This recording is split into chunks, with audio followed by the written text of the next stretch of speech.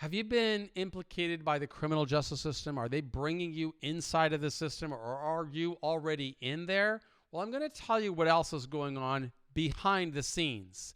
You see, if the government hasn't charged you with a crime or indicted you for a crime, or you're already in prison, that means that there is a series of people in either the capital of your state or in Washington, D.C., that are looking at statistics and they're making assessments. They're figuring out how many more prisons do I have to build in the future? How many more probation officers do I need to hire to keep watch over you in the future? The more you understand how this system works, the more you're going to realize I've got to figure out my own mechanisms to get the outcome that I want, the best possible outcome. My name is Michael Santos, and I went into the prison system in August of 1987. I was incarcerated until August of 2013. That's 9,500 days, or a total of 26 years that I served inside of federal prisons of every security level. And what I learned in going through that journey is what I strive to teach other people through all of our prison professors courses. Anybody can get it. It's completely online. It's totally free, and I encourage you to use it. But if you're inside of a jail or in prison and you've got access to this video that I'm producing right now, it probably means that you also have access to our courses. And it's my hope that you will use these courses to learn how you can really triumph over this journey and recalibrate your life and build something of meaning and hopefully work towards a higher level of liberty at an earlier time. I had to learn how to do that while starting inside of a high security United States penitentiary and then using those tactics and skills and resources to move lower to medium security prisons, then to low security prisons, then to minimum security camps, then to a halfway house, then to home confinement, and then to build my life, a life of meaning and relevance and significance, at least as I define it, and recalibrate. But I can't go through that much time and not feel truly passionate about wanting to share it with as many people as possible. That's why I'm so grateful to our team at Prison Professors that helps us disseminate this message of hope and self-empowerment. You don't only have to wait for your attorney to change your life or figure out what a judge is going to do. You can figure out how you can do it on your own, but you also have to figure out, how do I bring people into my life? How do I establish my own board of directors? And that's what today's message is all about. It's figuring out, how do I develop my own board of directors? That's what today's message is about. And it's right here. As I wrote on our blog for today, or on today's daily discussion lesson, publicly traded companies recognize the value of getting guidance from diverse people. Shareholders or the company owners elect a board of directors to look after their interests. They trust the board of directors to put the right people in place to increase shareholder value. This strategy is something that we can use in our personal life as well. So, I learned from business leaders because I knew that I have to become the CEO of my own life. I have to figure out, how am I going to get through 26 years in federal prison? It's not going to happen by accident.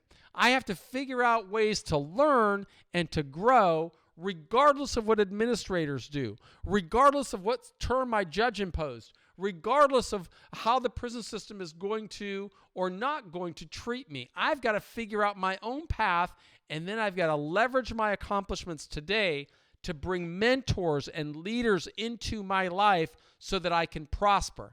That's what everybody else has to do if you're going into this system, and that's what today's lesson is about. So let me go ahead and continue reading. At the start of my journey, I began reading books that would help me understand leadership. I especially liked reading about business and business leaders and the companies that they built. Steve Jobs, one of the most innovative business leaders of the time, wrote about the importance of ideas. Paraphrasing Picasso, he said that good leaders copy ideas, but great leaders steal ideas. And while in prison, I stole ideas from leaders who built great companies. Who are the people inspiring your ideas? Why do those people merit your admiration? In what ways does learning from them help you? While growing Apple, Steve was only in his early 20s. He didn't have a college degree. Neither he nor the other team members at Apple had prior experience managing a growing company or teams. To reach their highest potential, the young team members understood that they would need to bring people into the company with more experience. Most people became full-time employees, but others would serve the company in an advisory capacity. Those advisors provided the leadership team with ideas they could consider or open relationships that could accelerate the business's success. Those efforts helped Apple build its board of directors.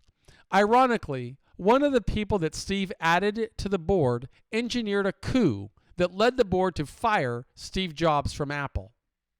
By reading books on leadership and business, I could see the value of a board of directors. A good board would advise us on what we could do to accelerate progress. As a prisoner, I knew I needed to bring people into my life who could help me through the journey.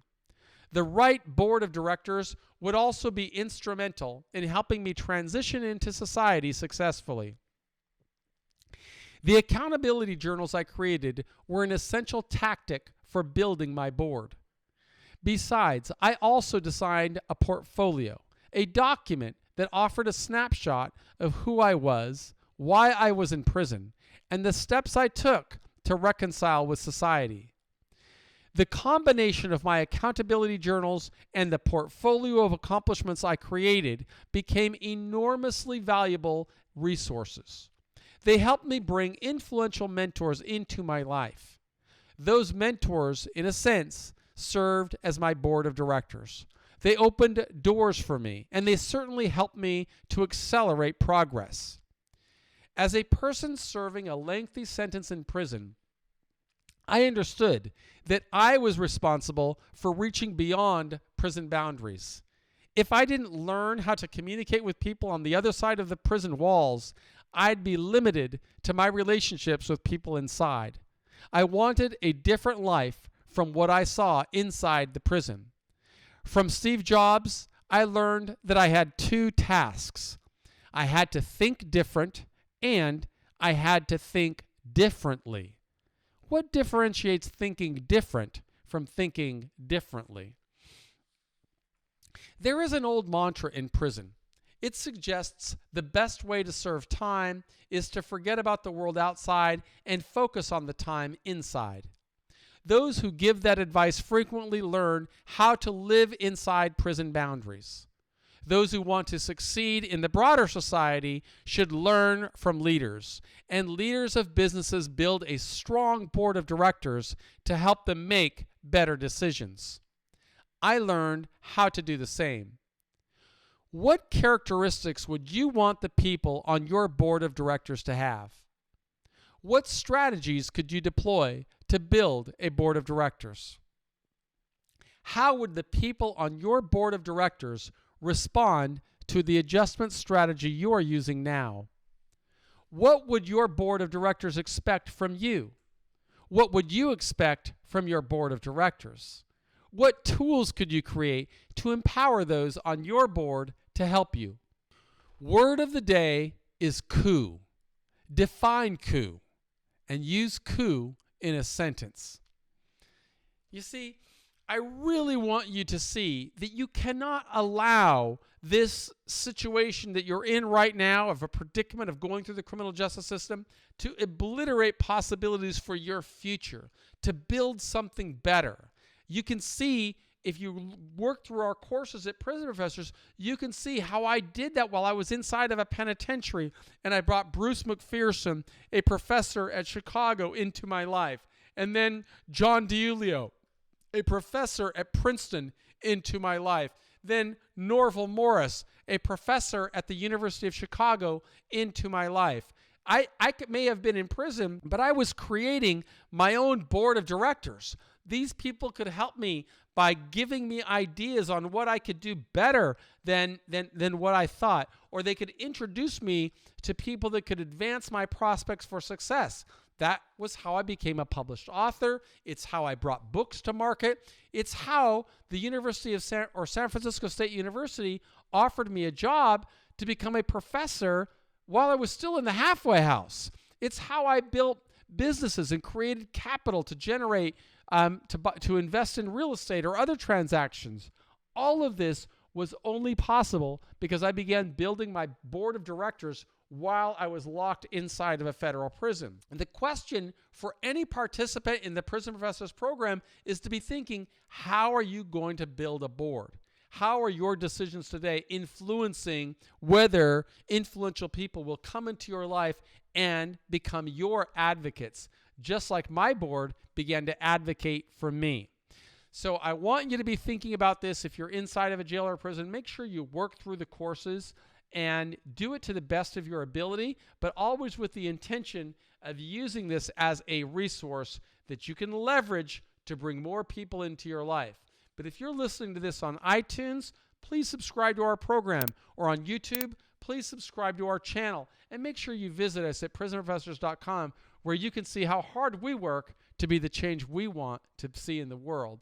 My name is Michael Santos, and I believe in you.